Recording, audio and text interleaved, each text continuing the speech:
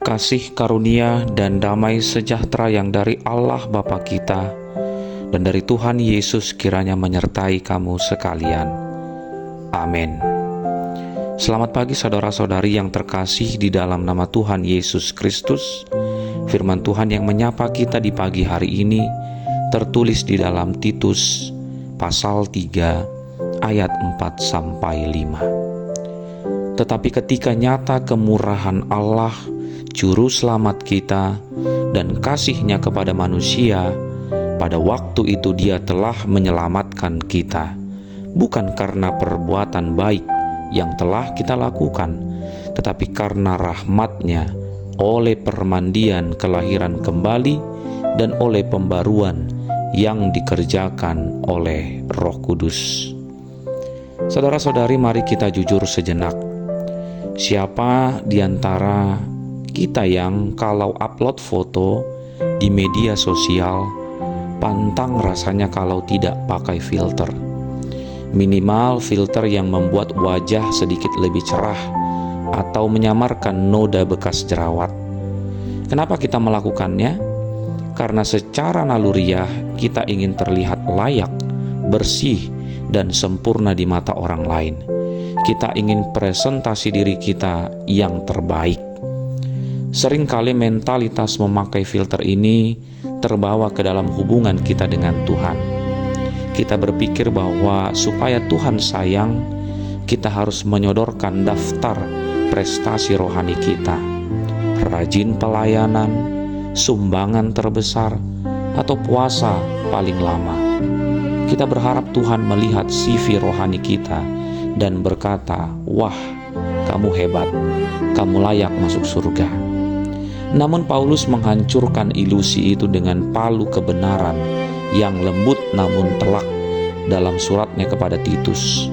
Ia menegaskan Dia menyelamatkan kita bukan karena perbuatan baik yang telah kita lakukan.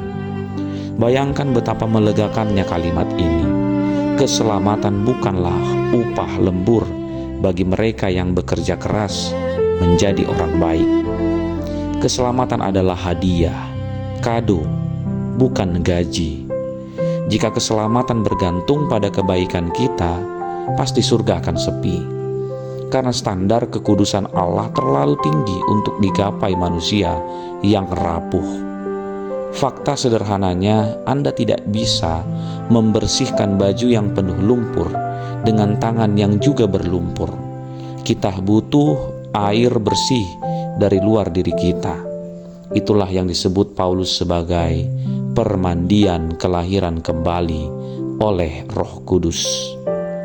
Penulis Kristen terkenal bernama Philip Yancey pernah berkata, "Grace means there is nothing we can do to make God love us more, and nothing we can do to make God love us less."